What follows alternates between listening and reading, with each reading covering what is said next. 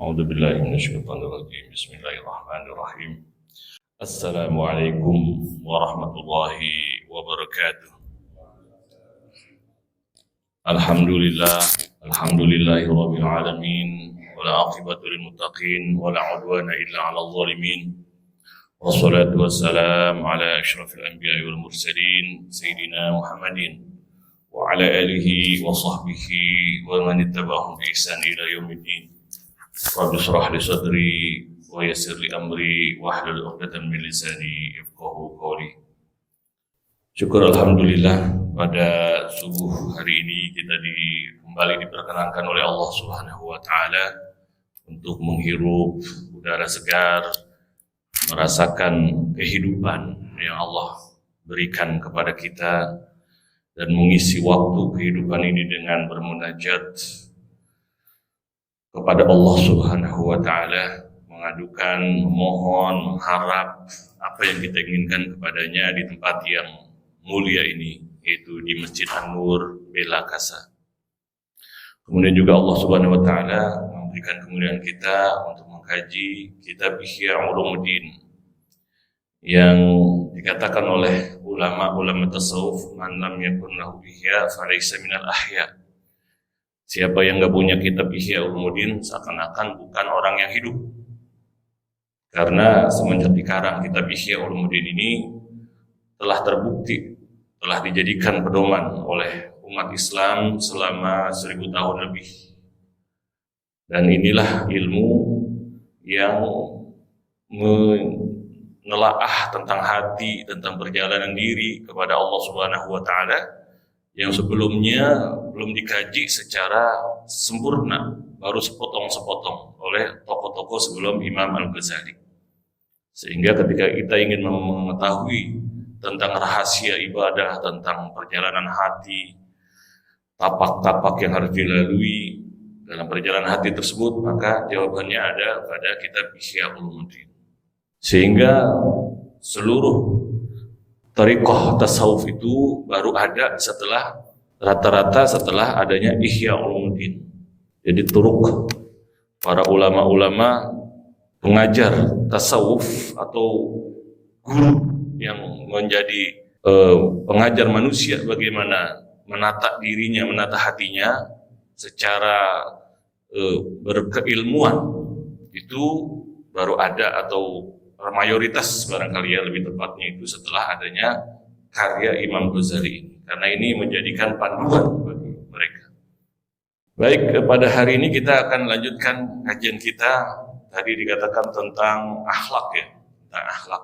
Karena memang ini kelebihan umat Islam adalah akhlak. Akhlak ini beda dengan moral. Moral itu adalah tentang sesuatu yang dianggap baik oleh manusia. Dan itu bisa berubah-ubah. Apa yang dikatakan oleh misalnya Aristoteles bahwa moral itu adalah ketika berada di tengah-tengah atau berunsur pada 4, keberanian, kebenaran, kebaikan, keberanian. Jadi ada unsur, ada 4 yang menjadi landasan dari moral.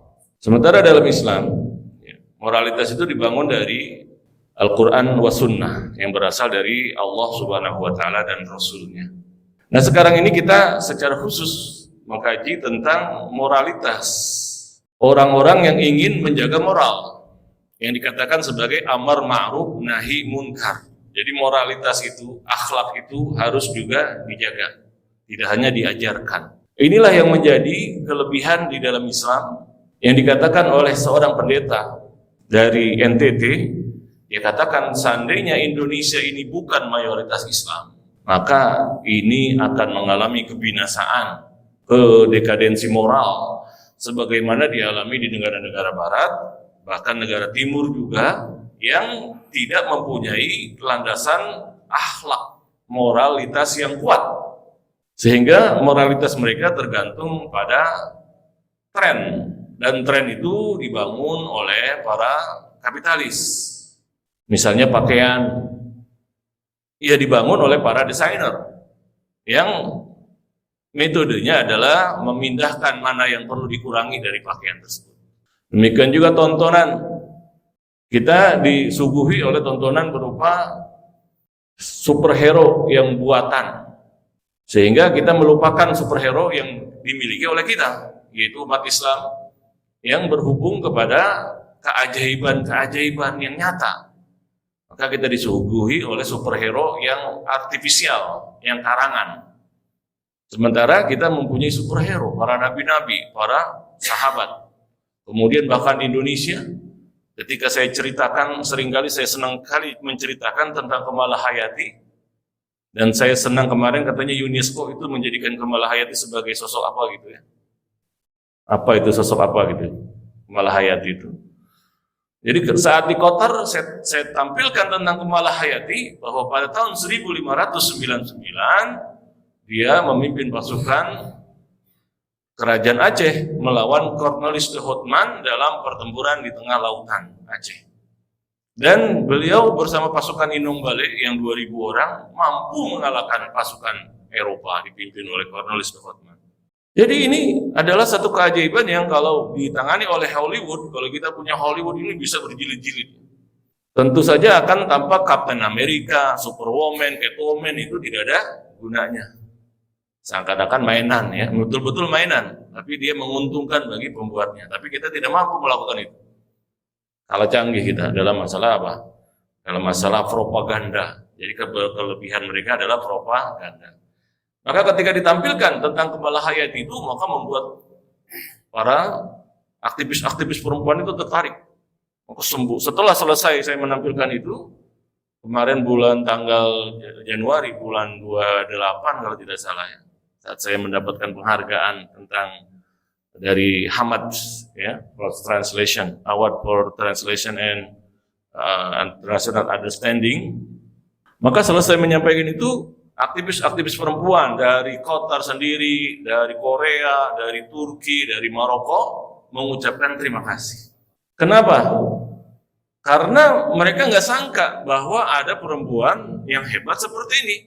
Jadi selama ini mereka perempuan itu dibuat-buat, dicari-cari, yang dinamakan sebagai emansipasi.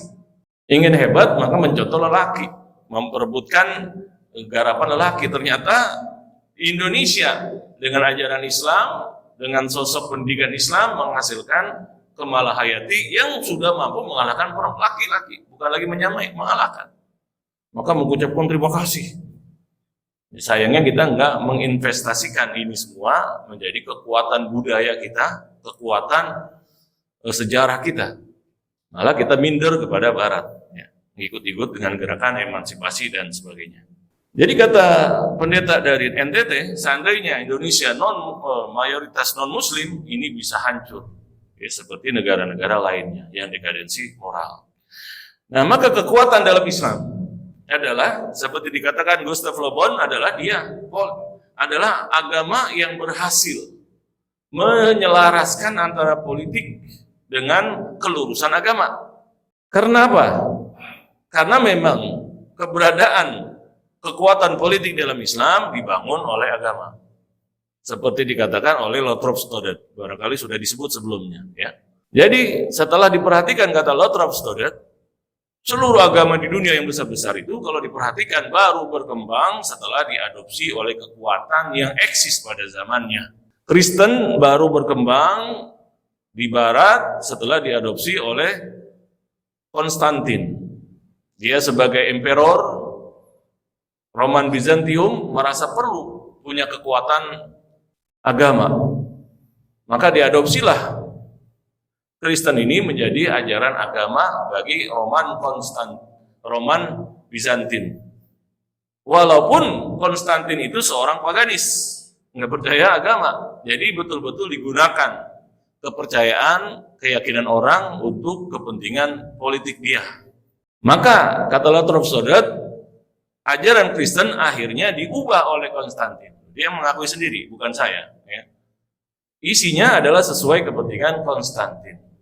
Termasuk pengangkatan Yesus, Nabi Isa sebagai satu dari oknum yang tiga yang dijadikan Tuhan itu terjadi di atas perintah Konstantin 325 di konsili kedua.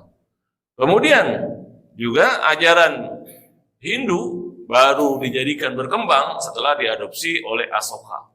Karena Asoka ini mumpuni dalam perang, menguasai teritorial, tapi dia butuh kekuatan menguasai hati manusia. Maka diadopsilah Hinduisme, jadilah ajaran Hindu ini sebagai ajaran di India, yang tentu saja isinya digunakan sesuai kepentingan Asoka. Kemudian Zoroaster juga demikian. Dia ini satu ajaran dengan murid dan guru, maka kemudian diadopsi oleh Cyrus di Persia. Jadilah akhirnya berkembang di Persia dengan mayoritas menganut Zoroaster. Sementara di Islam, Islam datang tanpa ada kekuatan senjata, kekuatan politik, kekuatan ekonomi, kekuatan budaya, tidak ada. Adanya berkelompok-kelompok sesuai puak atau keturunan. Tapi itu semua kemudian disatukan oleh Islam. Dan dari situ berkembanglah imperium-imperium besar yang belum pernah ada sebelumnya. Ada yang murni, yaitu Khilafah Rasyidah Rasulullah sendiri, yaitu daulah di Madinah, kemudian Khilafah Rasyidah 30 tahun, kemudian daulah Umayyah selama 90 tahun lebih, kemudian daulah Abbasiyah, kemudian daulah Utsmaniyah, dan kesultanan-kesultanan di Indonesia yang belasan itu. Yang itulah yang membuat kesultanan, itulah yang menjaga harkat martabat orang Indonesia. Kalau selama ini dikatakan kita dijajah 350 tahun, ternyata 350 tahun itu adalah perjuangannya melawan penjajah. Karena sepanjang itu terus ada perlawanan terhadap Belanda. Jadi yang kalah hanya sebagian saja. Baru terakhir Aceh tahun 1900 sekian. Jadi kita murni, kita berada di dalam penjajahan Belanda itu hanya 30 tahun lebih. Ya. Jadi ini harus diluruskan. Nah, inilah yang dikatakan oleh Rolf Stoddard ketika Amerika ingin naik sebagai superpower menggantikan Eropa, karena ini ditulis tahun 1921 diterbitkannya di New York dan Inggris, maka kekuatan yang menggerakkan itu adalah Islam. Maka inilah perhatian ini harus difokuskan pada kekuatan Islam. Yang dilanjutkan oleh Huntington, ya, bahwa pertarungan setelah Amerika jadi superpower, maka benturan berikutnya adalah dengan kekuatan Konfusianisme, yaitu Cina, kemudian kekuatan Islam. Dan Islam itu akan wins, kata dia, akan menang. Karena dilihat dari statistika.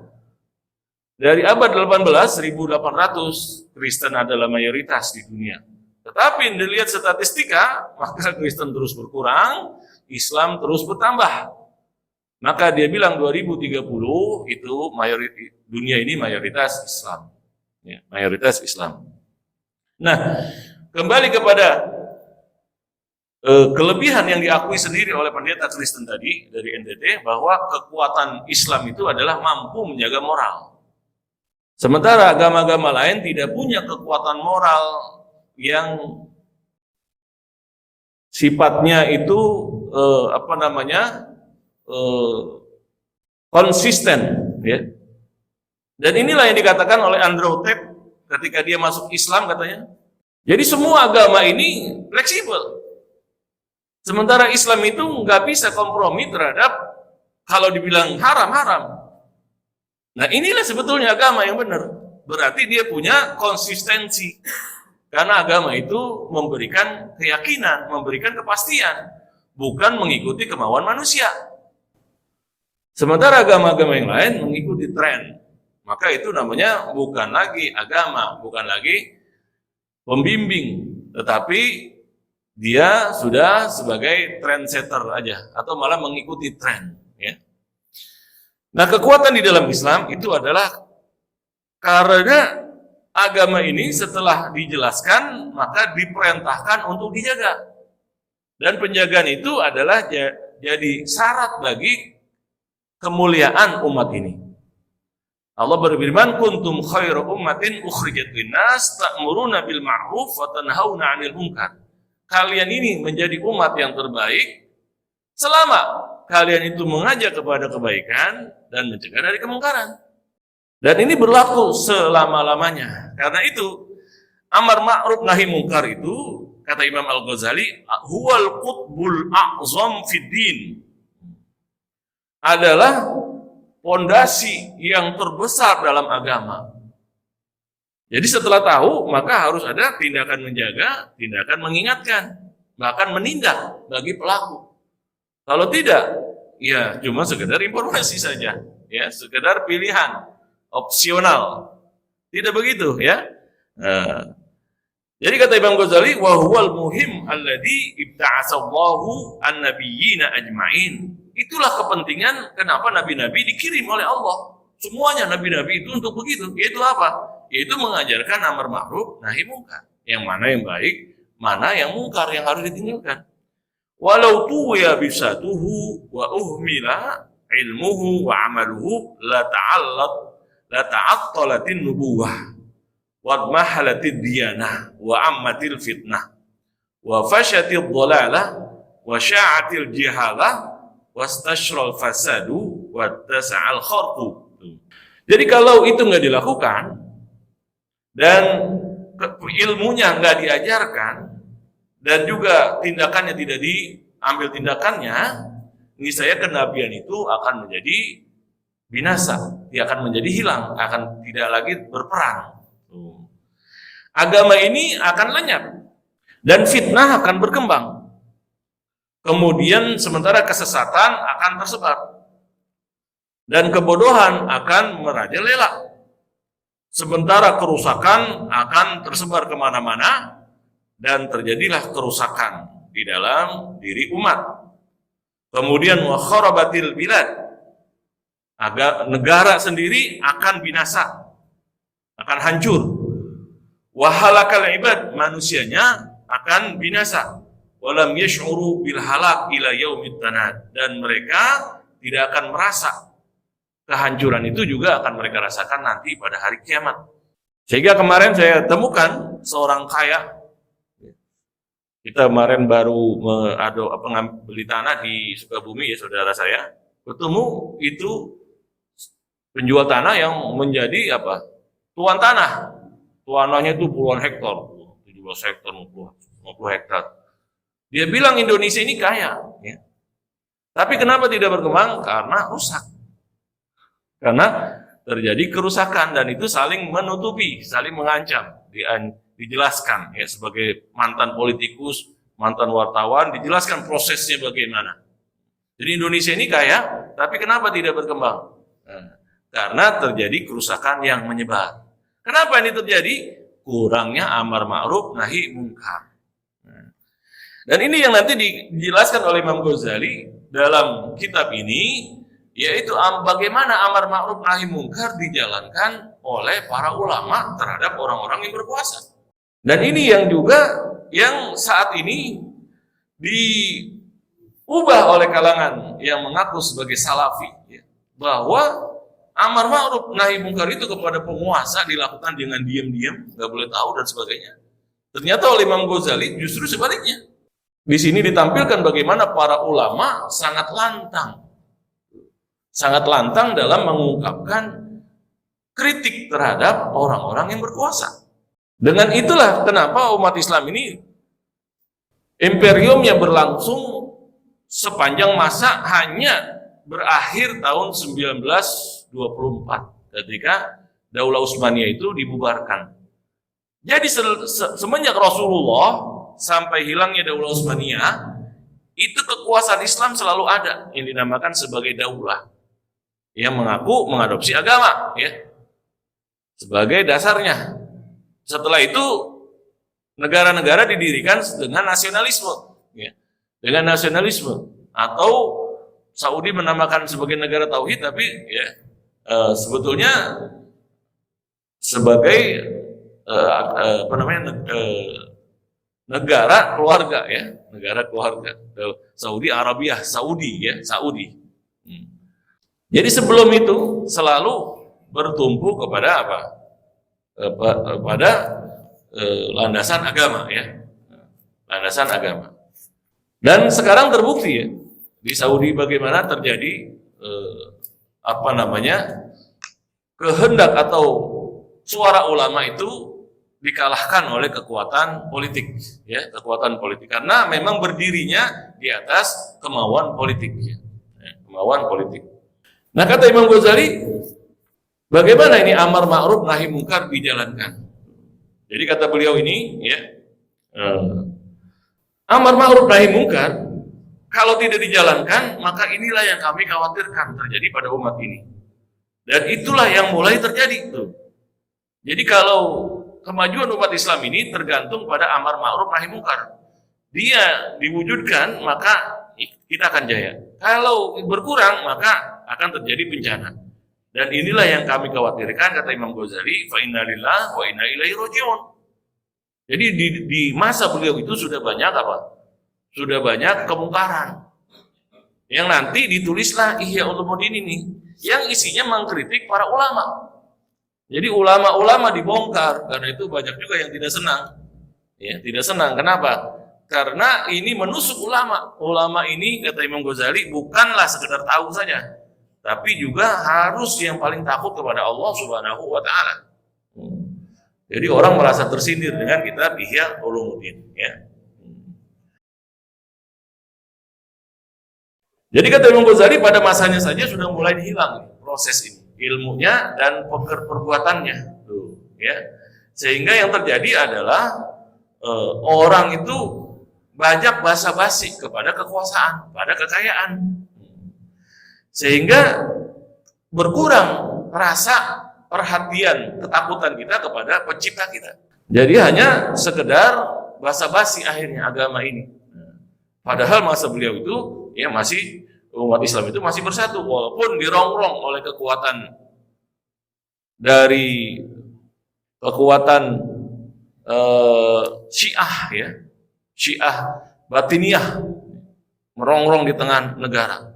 Kemudian juga sudah mulai dari orang-orang Kristen, ya, dengan pasukannya mulai berusaha untuk menyerang umat Islam sebelum adanya perang salib, ya. Jadi sudah mulai dia mendekati, karena sudah bersebelahan dengan apa? Kekuatan Bizantium, ya. Sudah mulai terasa ancamannya. Maka dia selalu mencari bagaimana caranya menguasai Baitul Maqdis atau Al-Quds. Sudah ada pada zaman Imam Ghazali. Sementara di umat Islam sendiri sudah terpecah antara keluarga-keluarga. Maka beliau ini, kekuatan politik yang saat itu menaungi beliau adalah Daulah Seljuk, ya, Turki Seljuk, namanya Raja Malik Shah, ya, Raja Malik Shah. Sementara yang di Baghdad sudah melemah, tinggal sekedar nama saja. Masing-masing wilayah itu sudah membangun kekuatannya sendiri. Jadi ke Daulah ke Baghdad itu sekedar seremonial saja, minta pengakuan, ya. Minta pengakuan ini sebagai sultan, ya, atau amir di wilayah masing-masing. Jadi itu semua terjadi, kata Imam Ghazali, karena lemahnya amar ma'ruf nahi mungkar. Maka di sini Imam Ghazali menjelaskan bahwa amar ma'ruf nahi mungkar itu adalah satu kewajiban. Ingat firman Allah Subhanahu wa Ta'ala, wal takum minkum ummatu yad'una ilal khair wa ya'muruna bil ma'ruf wa yanhauna 'anil munkar wa ulaika humul muflihun. Hendaklah dari kalian ada sekelompok orang yang mengajak kepada kebaikan dan memerintahkan kepada kebaikan, yang ma'ruf, dan mencegah dari kemungkaran. Dan mereka itulah orang-orang yang beruntung. Jadi di sini perintah ini adalah wajib, kata Imam Ghazali, ya. Dan keberhasilan umat ini tergantung kepada ini, kepada terwujudnya amar ma'ruf nahi mungkar. Karena ujungnya wa ulaika humul muflihun. Berarti keberhasilan umat ini, ya, tergantung kepada bagaimana amar ma'ruf nahi mungkar dijalankan. Ini bukan hanya sekali. Dan ini juga dijelaskan kenapa Yahudi, orang Bani Israel itu mengalami kehancuran karena mereka tidak melakukan amar ma'ruf nahi mungkar. Tuh. Bahkan mereka dilaknat. Sebagaimana firman Allah Subhanahu wa Ta'ala, lu'ina alladziina kafaru min bani Israila 'ala lisani Daud wa Isa bin Maryam. Wa Isa bin Maryam dzalika bima 'asaw wa kanu ya'tadun. Jadi mereka orang-orang kafir dari Bani Israel dilaknat oleh Daud, oleh Nabi Isa. Kenapa? Karena mereka melakukan pelanggaran. Yaitu apa? Kanu la yatanahawna an munkarin fa'aluhu wa labisa ma kanu yaf'alun. Mereka tidak menghentikan kemungkaran yang mereka kerjakan. Jadi kemungkaran itu dibiarkan. Nah, inilah laknat turun kepada mereka karena pembiaran. Kalau sudah ada pembiaran, maka menjadi kebiasaan, menjadi habits. Ya, menjadi habits.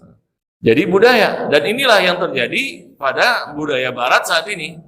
Setelah diciptakan hero-hero, superpower, hero-hero, orang-orang yang punyai tokoh-tokoh yang mempunyai kekuatan super dalam film-film, kemudian digambarkan selalu mereka itu tidak menikah, tapi tidur bareng-bareng. Tidur bareng-bareng. Ya, seperti Iron Man. Punya pacar, tidur bareng, tapi enggak menikah. Kemudian yang lain juga demikian. Ya. Seperti Spiderman, enggak menikah, pacaran gitu kan. Ini membiasakan buat anak-anak. Dan sekarang itu sudah homo. Ya. Jadi antara superhero itu diciptakan menjadi homo, tokoh-tokoh homo.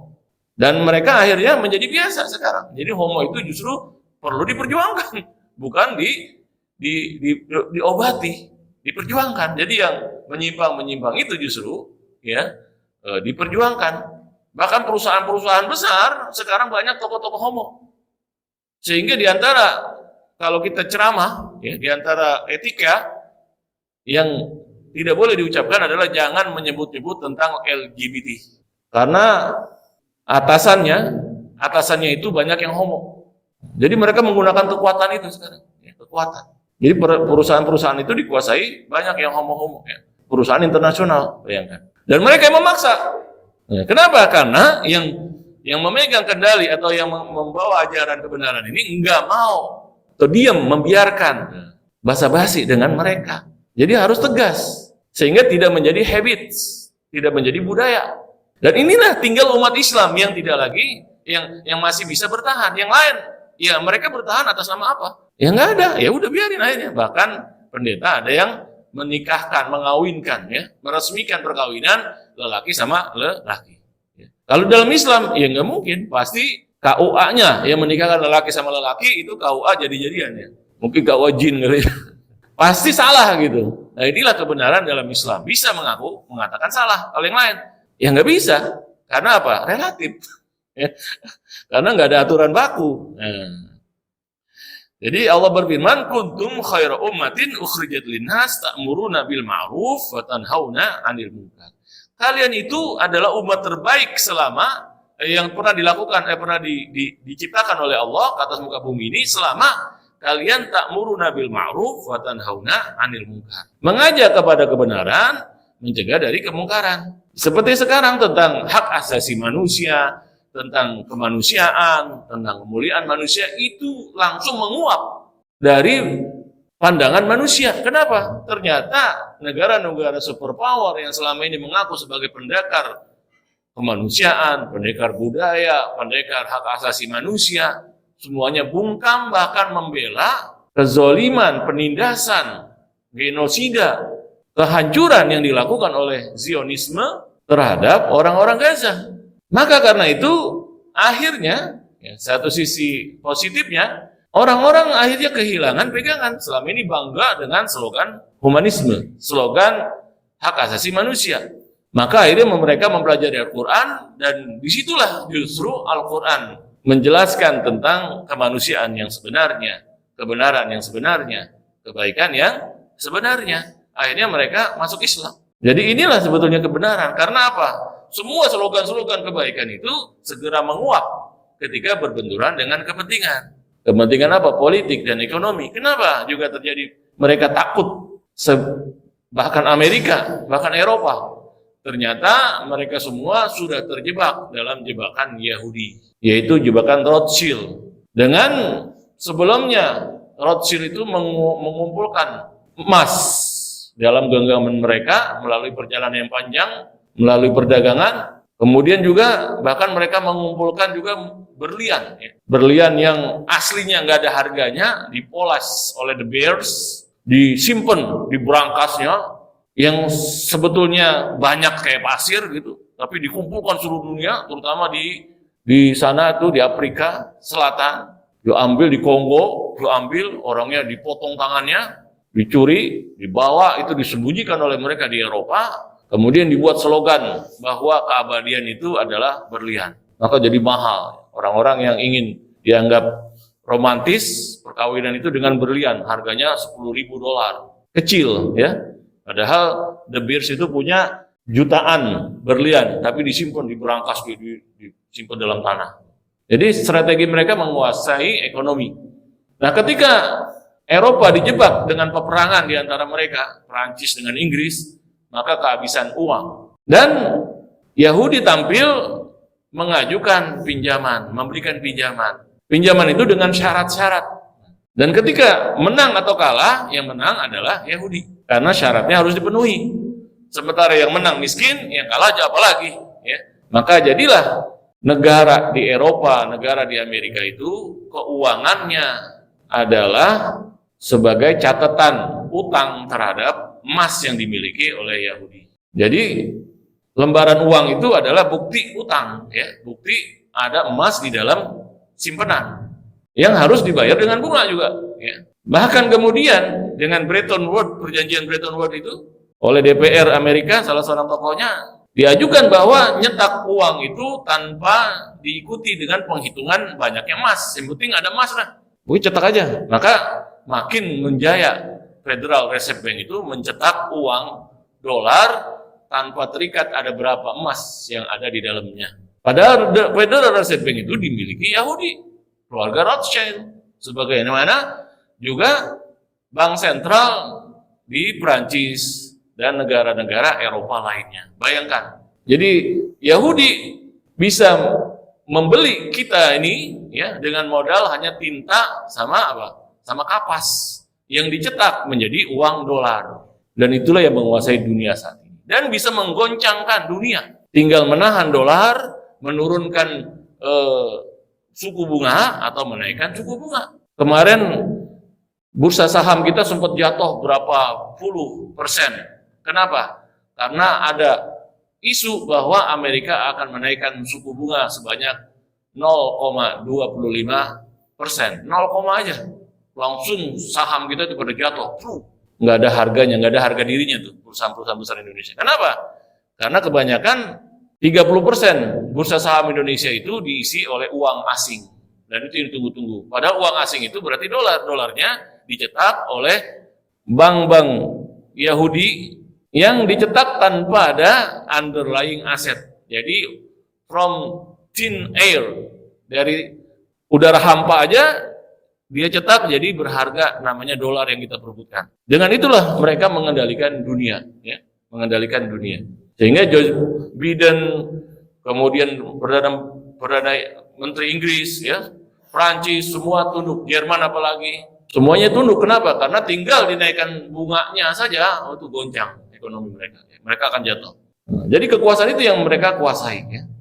Nah, yang bisa bertahan terhadap mereka siapa? Islam. Karena Islam itu tidak ada kompromi di dalam masalah kebenaran, kebaikan, atau kesalahan. Ya. Nah, bagaimana? Ya. Ini terjadi. Ya. Amar ma'ruf nahi mungkar ini bukan hanya kepada orang biasa. Jadi juga kepada orang-orang yang berkuasa. Ini dilakukan oleh Islam. Ya. Jadi kita sangka ya, ini bagi rakyat kecil saja. Yang seperti yang diajarkan oleh teman-teman yang gerakan Wahabi itu, ya, ketika berkenaan dengan orang-orang yang berkuasa maka diam-diam. Tetapi bagi orang biasa galak. Bahkan ustadz-ustadz ini yang jadi serangan, dikatakan ahli bid'ah, ya, ahli bid'ah, musyrik dan sebagainya. Ya, justru di dalam Islam ini kenapa bisa berjaya selama 1000 tahun lebih? Karena ulamanya tegas terhadap orang yang berkuasa. Jadi Imam Ghazali menjelaskan di sini fi amril umara wassalatin bil ma'ruf wa nahyihim 'anil munkar. Dijelaskan bagaimana para ulama mengajak para orang berkuasa itu untuk melakukan kebaikan dan mencegah dari kemungkaran. Kata Imam Ghazali, falaqad kana min 'adati salaf at-ta'arrudu lil akhtar wa tasrih bil inkar min ghairi mubalatin bihalakil mahjah wa ta'arrud li anwa'il 'adab. Adalah di antara kebiasaan ulama salaf adalah mereka sanggup menerima bahaya dan berani mengungkapkan pengingkaran terhadap kesalahan orang yang berkuasa tanpa memikirkan bahaya yang akan mengancam jiwa mereka dan juga menanggung segala macam siksaan. Maka para ulama mazhab yang 4 itu, ya, kecuali Imam Malik, itu semua mengalami siksaan. Imam Abu Hanifah pernah dipenjara. Imam Syafi'i pernah mau dibunuh lagi, diikat, mau dibunuh. Kemudian Imam Ahmad bin Hambal disiksa. Jadi nanti ciri-ciri ulama yang benar adalah apa? Yang pernah dipenjara oleh pihak yang berkuasa. Yang berkuasa siapa? Khalifah. Kita sekarang banyak sekali yang mengembalikan khalifah, khilafah. Khilafah dari dulu juga, ya, nggak berarti khilafah itu benar, ya.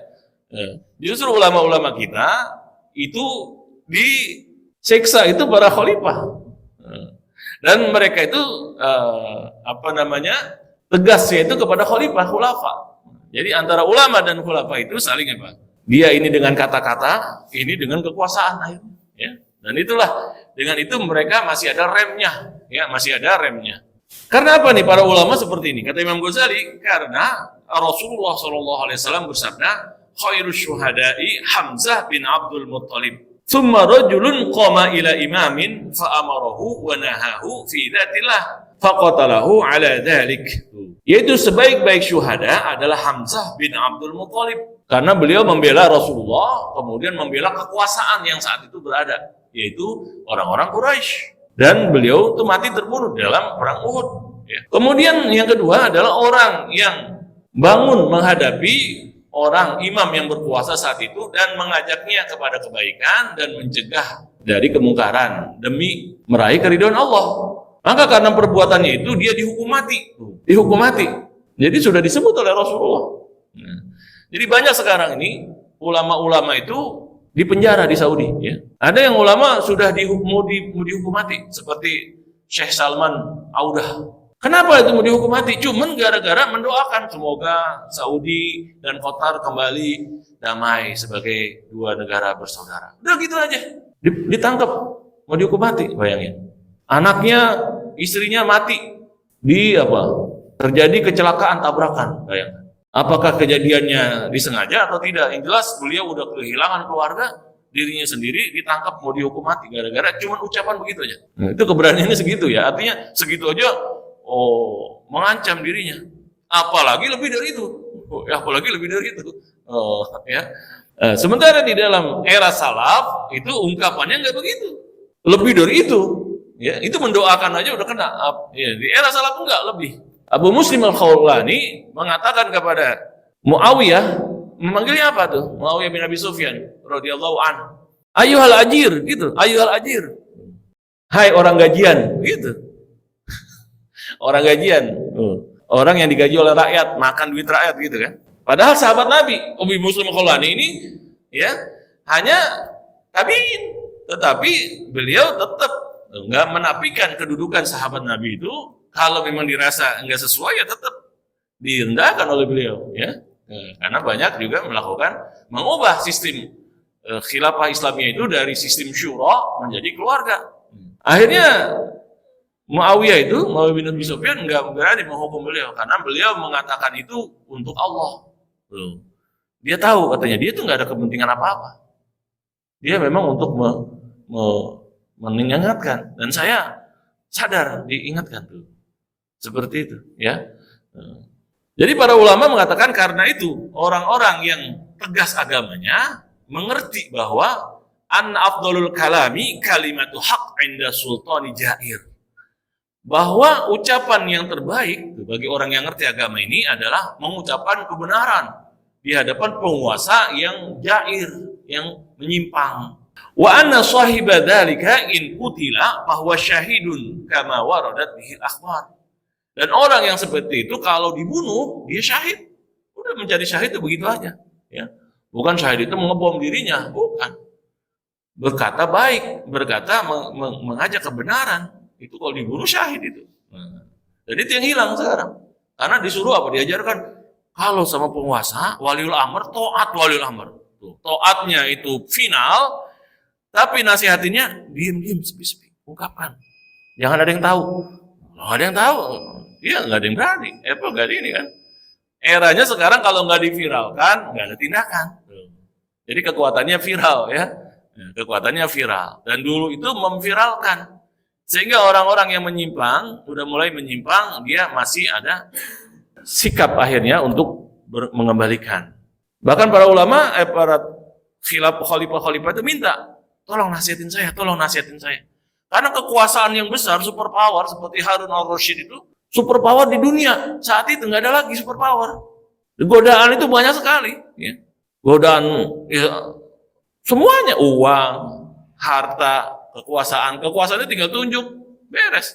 Jadi sekarang ada super power Amerika sama yang lain. Dulu super power kita aja.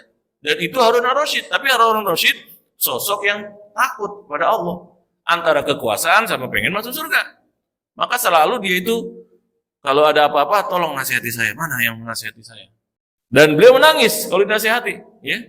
Kalau memang yang nasihati itu benar-benar, ya, benar-benar dilihat bahwa itu ucapannya hanya untuk Allah Subhanahu wa Ta'ala. Ini waktu kita udah habis ya? Tadi bel ya? Ya Pak? Habis sudah? Hah? Oh, belum lagi? Ya. Ini saya mengingatkan juga ya, ini kita itu kan ada biasanya sholat isyraq ya. Kita sholat isyraq itu setelah terbit matahari itu kan sekarang jam 5.28 ya.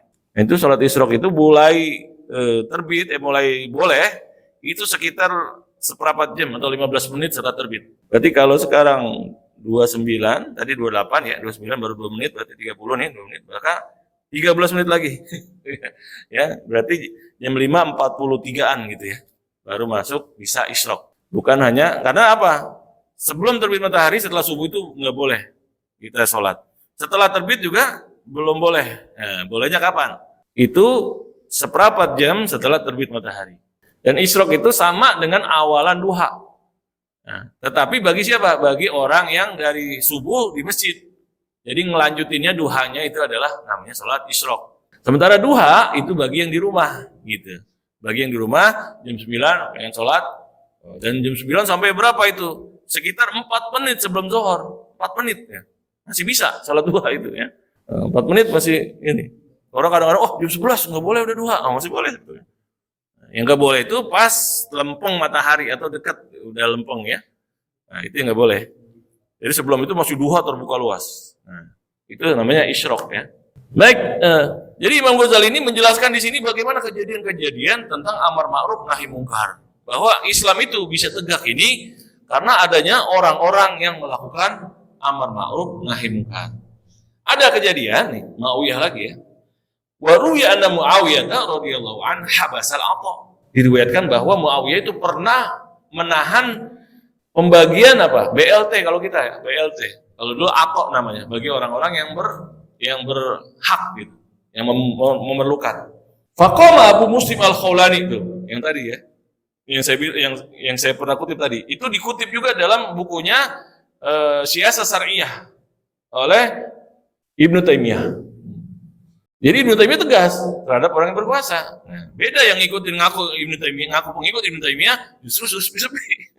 Terbalik ya sama Ibnu Taimiyah. Ibnu Taimiyah mengatakan ya, di sini bahwa Abu Muslim Al-Khawlani menyebut Muawiyah itu dengan ayuhal ajir. Hai orang gajian. Oh, gitu. Bukan khalifah yang dimuliakan, yang paling sahabat Nabi terhormat, enggak. Hai ayuhal ajir kepada pejabat ya. Nah di sini Imam Ghazali meriwayatkan juga bahwa Muawiyah itu ketika menahan BLT ya atau bagian bagi orang miskin, maka Abu Muslim Al-Khawlani menegur. Dia mengatakan, "Ya Muawiyah, innahu laisa min kiddik wala kiddi abik wala kiddi ummik." Muawiyah, uang itu bukan hasil dari pencarian kamu, juga bukan bapak kamu, bukan dari penghasilan ibu kamu. Bagi sono, kembaliin. Nah, begitu. Jadi ngomongnya itu begitu, to the point aja. Faghadiba Muawiyah wa nazala min dar faqala lahum makanakum. Maka Muawiyah yang lagi khutbah, dulu khutbah Jumat itu biasanya itu diisi oleh khalifah, khutbah Jumat. Karena itu masjid itu dulu nggak boleh banyak ya. Karena apa, yang isi itu harus pejabat, karena itu lagi memerintahkan begini. Tapi lagi khutbah, lagi nerangin perintah, bayangin, lagi ceramah, diingetin sama Abu Muslim Al-Khawlani. Maka Muawiyah turun dari mimbar, kemudian dia bilang, diam nih, jangan kemana-mana. Ngapain dia? Pulang ke rumah sebentaran. Berapa waktu lama juga? Ngapain? Mandi. Ya, mandi, wudu lagi, baru balik lagi. Tuh. Terus dia jelasin kenapa? Inna Aba Muslim kalamani bi kalamin aghdabani. Wa inni sami'tu Rasulullah sallallahu alaihi wasallam yaqul al-ghadabu minasyaitan. Wa syaitan khuliqa minan nar wa inna ma tudfa'un naru bil ma'. Fa idza ghadiba ahadukum falyaghtasil. Jadi kata Rasulullah, karena aku marah katanya dengan gitu, marah betul. Tapi aku sadar, tuh. Karena ada ilmunya gini, sadar bahwa marah itu dari setan.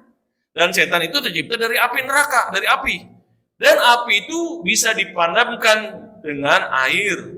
Maka, disampaikan dari Rasulullah nih, jika salah seorang dari kalian marah, maka mandi. Dan tadi aku itu masuk ke rumah, mandi. Dan Abu Muslim itu benar, katanya, ucapannya benar. Tuh, begitu. Benar dia. Itu uang itu bukan pencarian saya, bukan dari bapak saya, bukan dari ibu saya. Udah kalau gitu bagiin. Nah, gitu. Nah, inilah karena pejabatnya masih mendengerin ulama, akhirnya Allah kasih tetap ya. Bahkan Bani Umayyah walaupun jahat ya terhadap keluarga Rasul, tetap masih dikasih peluang berkembang.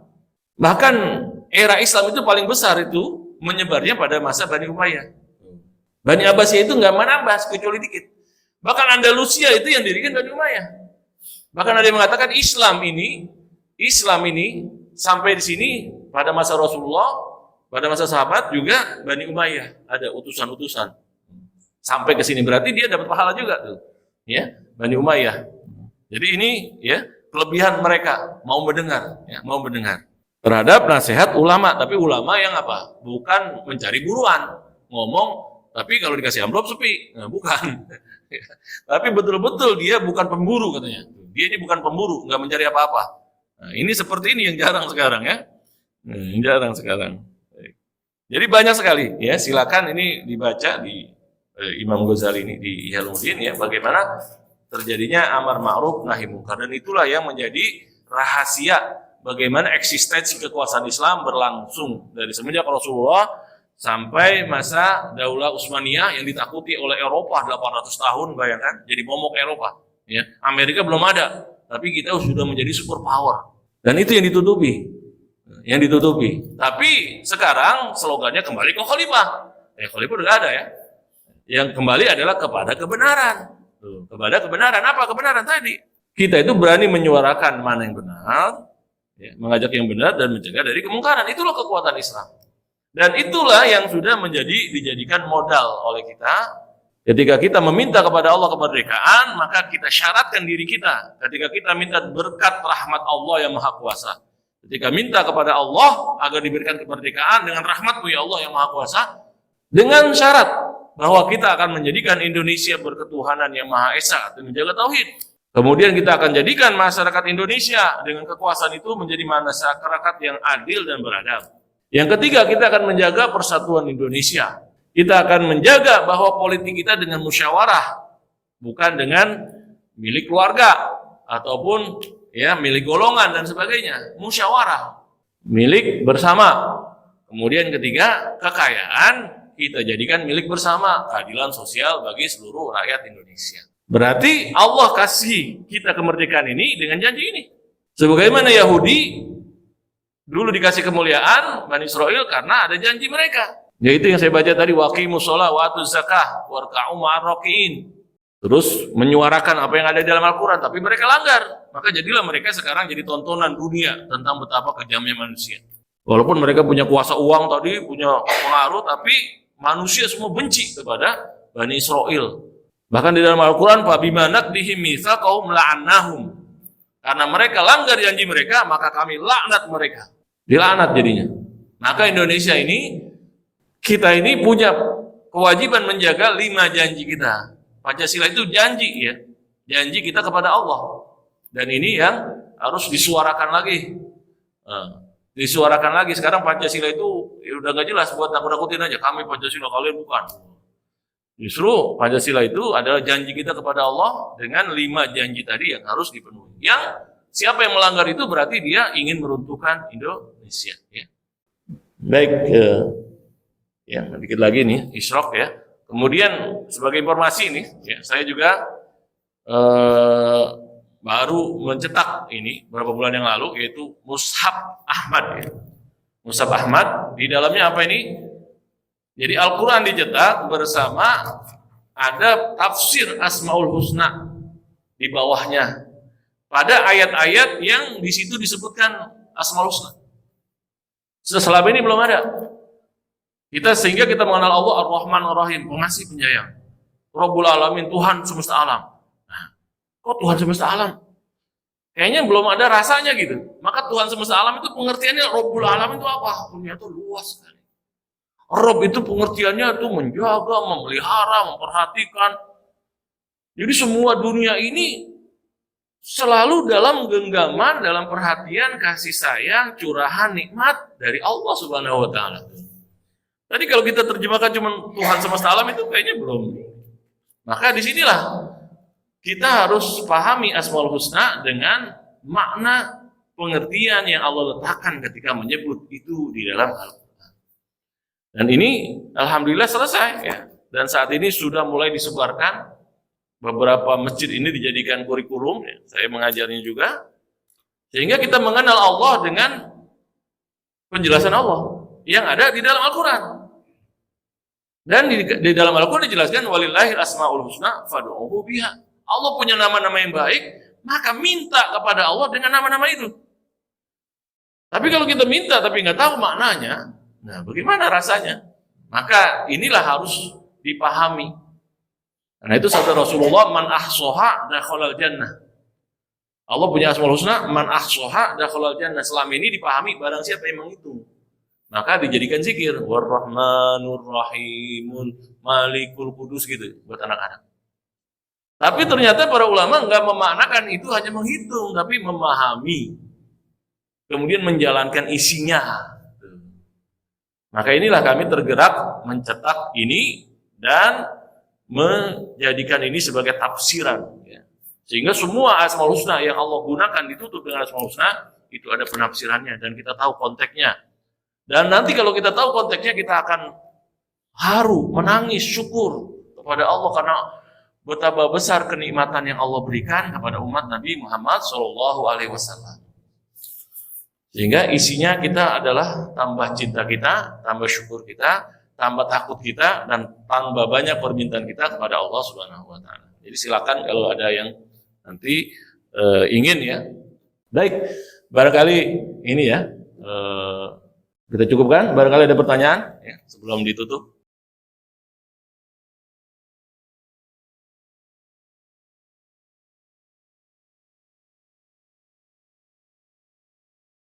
Terkait dalam memilih pemimpin yang sampai kita ingin misalnya. Kebiasaan ulama salam itu kan melakukan yang sangat bahaya, dan kita tahu Imam Ahmad sampai itu semua pada siksaan di penjara kecuali Imam Malik ya. Dan ulama yang benar itu akan bicara para penguasa. Dan kata Rasulullah sendiri ya, sebaik-baik hamba itu adalah dari Abdul Muttalib para penguasa. Dia nyampaikan dan berkata lantang para penguasa. Nah saat ini kita bingung gitu ya. Siapa yang kita pilih, karena memang ada ulama yang rekomendasikan ini dan dekat penguasa ya, ada juga ulama yang memang melawan penguasa ya. Kata ulama itu yang dekat penguasa itu karena memang untuk mengerem kebiasaan yang zolim ya, kita saat ini Indonesia baik-baik saja ya, banyak penyimpangan eh, apa namanya, kasus korupsi banyak segala macam.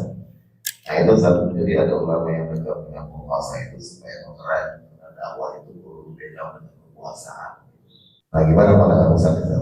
Jadi terkait dengan hal ini pimpin kita ya. Asik. Assalamualaikum warahmatullahi wabarakatuh.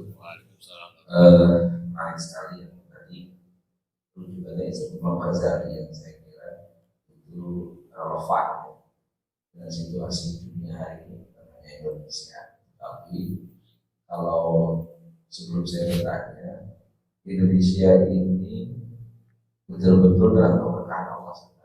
Karena sebelum kita merdeka kan baru 78 tahun, tapi selama 78 tahun hampir semua penguasanya itu Muslim, sehingga yang lebih perlu adalah menguatkan dari sisi ulama yang Ustaz Haji sampaikan. Justru apa yang disampaikan Ustaz Haji itu perlu disampaikan kepada para ulama supaya ulamanya bersikap dan berposisi sebagaimana yang seharusnya posisi ulama. Ya kalau penguasa di mana-mana seringkali harus diingatkan dan kecenderungannya dolim. Bahkan ketika khalifah pun tadi cerita yang menarik, ceritanya sejarah itu menarik. Bahkan ketika penguasanya khalifah pun itu juga harus diingatkan bahkan dengan keras oleh para ulama. Jadi dakwah ini, hemat saya ya, dakwah ini perlu justru kepada para ulama supaya ulamanya lurus, ulamanya tegas.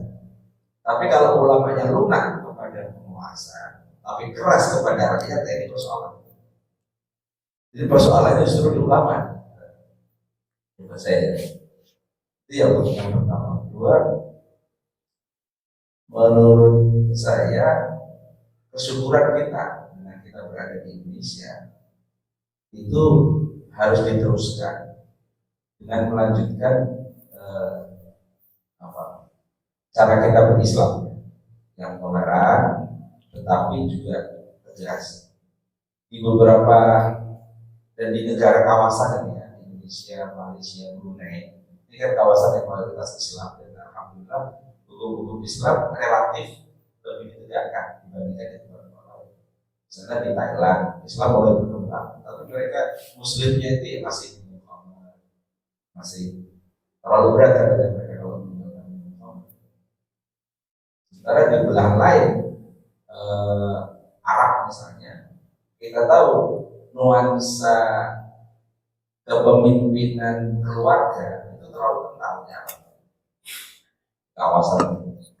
Sehingga masalah-masalah yang muncul itu bukan masalah-masalah yang substansial, tapi masalah-masalah yang emosional di antara para penguasa di Arab. Nah, dalam hal itu Indonesia dan kawasan dalam konteks kepemimpinan Islam itu kelihatannya akan menjadi masa depan kepemimpinan Islam kalau dikembangkan di berbagai negara. Dan pengalaman saya di berbagai negara, di tempat-tempat itu sekarang bermunculan, kita juga tahu organisasi-organisasi Islam kita, misalnya PCI Muhammadiyah, PCI NU, itu ada di hampir semua kota di dunia, dan itu banyak menjadi rujukan orang berislam di negara-negara itu. Dan dalam kondisi seperti itu, selain dakwah kepada ulama, dakwah yang menyeluruh kepada dunia dengan cara berislam yang model Indonesia ini, menurut saya itu menjadi harapan, karena kita bisa tetap lapang kepada penguasa, dan sebagian mungkin mengalami siksaan sebagaimana yang tadi diceritakan, dan itu sudah ya lazimnya kekuasaan begitulah, harus terus-menerus diingatkan. Sehingga kalau kita punya peluang untuk terus-menerus mengingatkan penguasa atau memilih penguasa, itu jadi peluang bagi para ulama untuk membentuk kepemimpinan yang lebih bisa diingatkan. Dan saya ingin menanyakan gimana dalam konteks Indonesia hari ini. Kita belum 90 tahun, Umayyah aja sampai 90 tahun, harusnya lebih pendek dari itu. Dan waktu itu penyebaran di masa Umayyah kan sampai ke Eropa, Indonesia dan sebagainya. Kalau Indonesia ini dilanjutkan dengan cara berislam seperti ini, itu saya optimis bahwa itu akan menyebar ke negara-negara lain, dan itu sudah kejadian. Tahun lalu Muhammadiyah mendirikan komunitas Muhammadiyah di Malaysia. Di beberapa negara Eropa Muhammadiyah sudah menyebar. Dan bukan tidak mungkin Islam sebagai organisasi menyebar dengan cara-cara itu, bukan melalui peperangan, tapi melalui dakwah ekonomi, dakwah. Tapi cara berislamnya tetap lurus. Kalau ada penguasa yang dolim, meskipun dia muslim, dia tidak. Terima kasih. Waalaikumsalam warahmatullahi wabarakatuh. Ya, bagus sekali ya. Jadi yang pertama tadi ya tentang jadi bagaimana kita memilih. Nah, ini memilih sendiri ya. Ini tidak ada sebetulnya di era khilafah. Tuh, kata-kata memilih. Kenapa? Ya mereka naik itu bukan dipilih. Itu karena kekuatan tadi. Memang sejarah akhirnya keluarga yang naik.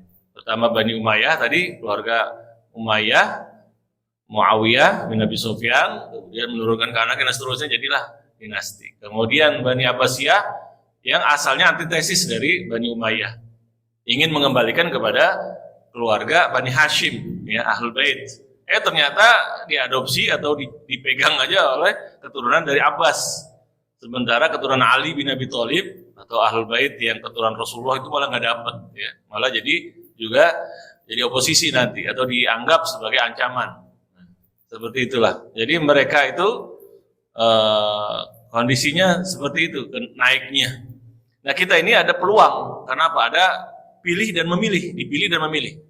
Nah disinilah strateginya berarti beda, ya strateginya beda. Nah karena itu para ulama juga akhirnya berpikir juga, ada yang pemain juga akhirnya kan, pemain politik, ada yang 3 kaki, 4 kaki, jadi macam-macam gitu caranya. Jadi kita ini selalu masih mencari-cari dalam posisi Indonesia ini. Jadi kita berperannya lebih aktif lagi, bukan jadi penonton, bukan jadi apa, bukan jadi pengamat dari luar, yang kadang-kadang pengamat itu lebih pandai daripada pemain, ya. Tapi juga harus terlibat dalam permainan akhirnya. Nah, dan itu ya terlihat misalnya undang-undang yang bernuansa syariah itu sudah mulai masuk. Itu beda kan, pada masa Soekarno nggak ada. Padahal saat itu ada partai yang kuat, yaitu Partai Masyumi. Tapi dulu resistensinya kuat, ya. Atau Orde Baru yang awal-awal juga nggak bisa kan. Itu ada ijo-ijo royo-royo dan sebagainya. Jadi momok. Tapi sekarang pas dikembalikan pada akal sehat bahwa memang Indonesia didirikan itu ya semangat Islam. Gimana ya? Semangat menjalankan syariat itu menjadi akar dari berdirinya negara ini. Maka ditelusurilah apa yang perlu atau yang bisa kompatibel untuk dibuat undang-undang. Maka jadilah undang-undang perkawinan, ya. Itu pun mau di macam-macamin, akhirnya demo besar-besaran kan. Kemudian undang-undang sekarang itu ya masalah pesantren, undang-undang masalah apalagi ya zakat, ya. Jadi banyak mulai undang-undang sampai MUI mengatakan perkawinan diambil oleh negara, kemudian urusan haji diambil oleh negara. Nah kita nih ulama tinggal ngurusin orang mati aja katanya. Tinggal urusan orang mati ini yang nggak diambil sama negara, giliran mati nggak mau tahu dia. Tapi giliran masih hidup tuh semua yang berkaitan dengan ada uangnya diambil sama negara. Nah, kita nih nggak ada kerjaan jadi nih. Padahal yang ngomongnya siapa? Ada Kiai Marsudi Syuhud kepada siapa? Wakil Presiden, yaitu Kiai Ma'ruf Amin yang merupakan juga mantan ketua MUI. Jadi ya ketawa-ketawa aja ini kan. Artinya Indonesia sekarang ini ulama tuh udah masuk ke politiknya. Nah, tinggal bagaimana strateginya menggolkan itu. Ya, menggolkan kepentingan tadi menjaga syariah ini atau memenuhi janji-janji kita kepada Allah Subhanahu wa taala bagi negara ini. Karena inilah kita tulang punggungnya Indonesia ini ada pada umat Islam. Jangan bukan sebaliknya seakan-akan umat Islam ini yang mengancam eksistensi Indonesia. Wah, ini yang keliru ya. Sampai harus disingkirkan, harus diubah. Nah, ini yang keliru. Islamofobia itu dah ya. Itu ya sekarang perjuangan kita, terutama masalah ekonomi. Ya, terutama masalah ekonomi. Yang sekarang kalau kita lihat baik yang konglomerat, baik di bursa saham, itu rata-rata pemiliknya adalah non-Islam. Berarti ada ketidakadilan di situ. Harus diluruskan. Bagaimana caranya? Nggak mungkin kita lakukan secara ini kan? Bagaimana itu strateginya harus dipikirkan supaya ya minimal proporsional lah. Kalau kita 85% bursa saham itu minimal 85% dikuasai umat Islam. Ya minimal itu. Kita nggak mengambil hak yang lain lah. Yang penting hak kita lah, ya. Tanah-tanah juga demikian. Nah, itu real aja sekarang. Ada hitungannya. Ada hitungannya. Jangan pakai intangible gitu kan. Wah haknya keadilan. Sekarang keadilannya sebut bilangannya. Kita 85%, iya 85% lah kekayaan kita di tangan umat Islam. Kalau enggak berarti belum adil. Belum adil, ada kesoliman di sini. Ada sesuatu yang salah. Nah, itu ya. Barangkali begitu menurut saya. Kemudian kondisi umat Islam ini ya, yang tadi dari Pak Maman ya. Kondisi umat Islam ini satu sisi memang unik ya. Tadi memang ya Ihya Ulumuddin ini memang untuk ulama dasarnya. Jadi dia ini gurunya ulama dan dijadikan betul sebagai gurunya ulama. Buktinya tadi thariqah tasawuf ngambil dari sini. Karena beliau ini yang mengajarkan ilmu tentang hati. Dulu orang nggak bisa itu. Kelebihan Imam Ghazali itu dia mendetailkan gitu. Mendetailkan itu kelebihan otaknya imam itu begitu. Dia mendetailkan ilmu menjadi lapis-lapis gitu, lapis-lapis. Yang benar pas diterangkan begitu, oh begini. Nah itulah kelebihan otaknya imam itu begitu. Ya. Bukan yang ngaku-ngaku imam, yang jadi imam enggak, begitu otaknya. Jadi mampu mendetailkan ilmu yang abstrak menjadi kepingan-kepingan yang lengkap gitu, ya, yang kemudian terpakai oleh orang. Itulah kehebatannya. Dan ini kritik terhadap ulama dan dipakai akhirnya. Dan ini yang menjadi landasan dari Daulah Utsmaniyah. Jadi Daulah Utsmaniyah inilah nanti negara yang menyatukan ilmu menjadi 3 konsep, yaitu syariah dalam mazhab yang 4, kemudian akidah dalam mazhab yang 2, tasawuf dalam mazhab yang 2, yaitu Junaid atau Imam Ghazali. Jadi dengan itulah mereka itu selesai urusan negara itu, urusan agama itu selesai dalam negara. Tidak seperti sekarang kita habis energi berebut bertengkar masalah kunut atau tidak kunut. Ya. Sholat tarawih berapa rakaat, ini berapa ini dan seterusnya, yang sengaja dibuat-buat oleh para intel, oleh para intelijen yang berkuasa. Siapa tuh? Nah itu yang punya kepentingan itu di sana tuh, ya, supaya rakyat itu diputar-putar sunnah tidak sunnah bidah, ngurusin itu aja ya. Sementara urusan keuangan negara dia yang megang. Punya istana di mana-mana, nggak ada yang mengkritik. Kalau kritik langsung ya dihukum, dimatiin. Itulah yang diambil ya sebetulnya. Rakyat dikasih omongan kosong ya, bertengkar, merasa membela sunnah, padahal justru merusak sunnah. Nah, itu yang harus diluruskan. Dan kita ini punya kelebihan itu. Kita ini membangun negara dari semangat ormas Islam. Ormas Islam didirikan oleh kiai-kiai, didirikan dari pengajian. Pengajian dibiayai oleh kencelengan, oleh rakyat, kencelengan. Jadi negara ini dibangun oleh kencelengan umat Islam.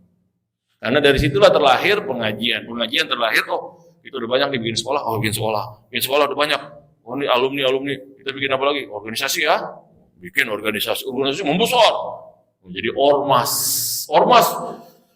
memikirkan Indonesia. Wah, udah pede kita punya ormas kan, punya teman di mana-mana. Maka mikirkan bagaimana, ada ormas kita kumpul. Maka kita pikirkan persiapan kemerdekaan Indonesia. Maka panitia persiapan kemerdekaan Indonesia isinya adalah wakil dari ormas Islam. Dan jadilah Indonesia yang isinya termasuk Pancasila itu dirancang dengan konsep tadi semangat Islam. Ya kan di Kotor saya bilang juga, ya, ini Pancasila ini isinya itu ajaran Islam karena yang dirikan itu aktivis ormas Islam. Jadi kalau di mana-mana ormas itu berbenturan dengan negara, kalau kita ormas menghasilkan negara. Jadi minal jam'iyah ila daulah. Kalau sono organisasi apa musuhi ini, musuh negara ya harus diberangus, termasuk Gulen kemarin kan diberangus oleh apa itu Erdogan. Wah. Kenapa? Karena dia berdiri setelah adanya negara. Kalau kita negara nggak ada, ormas duluan. Inilah karena itu ya di dalam pertemuan MUI saya terangkan bahwa ketika di Qatar itu Indonesia ini kehadirannya dalam wacana kearaban itu hanya 0, sekian persen. Kalah kehadiran Prancis, kalah kehadiran Spanyol, apalagi Inggris, apalagi Amerika. Kenapa? Tidak ada usaha dari kita mengenalkan ke sana. Kenapa? Enggak ada di Indonesia, diarabkan. Maka dimulai sekarang di MUI itu kita mengarabkan fatwa dulu dah. Ternyata fatwa Indonesia beda ini. Keren ini, kayak keputusan negara, ada penimbang, keren ini. Tapi pas saya coba menerjemahkan ngeri juga ya. Hati-hati juga nih. Jadi pelan-pelan belajar dulu. Jadi pelan-pelan juga akhirnya. Pas saya diminta kan terjemahin, ayo. Saya pas pikir-pikir, ini bahaya nih. Itu tanggung jawab nih. Ini pelan-pelan dulu dah, belajar dulu dah. Gitu. Jadi apa aja itu semangat gede, tapi pas pelaksanaan hati-hati juga kita ya. Nah, tapi udah ada pemikiran seperti itu, kesadaran itu. Kita harus kerja kita ini harus dibaca oleh orang, harus jadi guru. Jadi ormas Islam ini adalah keajaiban, bahkan tajdid di dunia Islam itu adalah ormas Islam Indonesia karena berhasil menciptakan negara tadi, menciptakan kebangsaan, menjaga keutuhan. Maka MUI harus diterjemahkan hasil karyanya, kegiatannya apa supaya dijadikan kurikulum di mana-mana. Termasuk Muhammadiyah, termasuk NU, Persis, PUI, silakan dikenalkan. Kita ini guru, berhak jadi guru bagi umat Islam bahkan dunia. Nah, tapi kita ini biasanya kurang pede.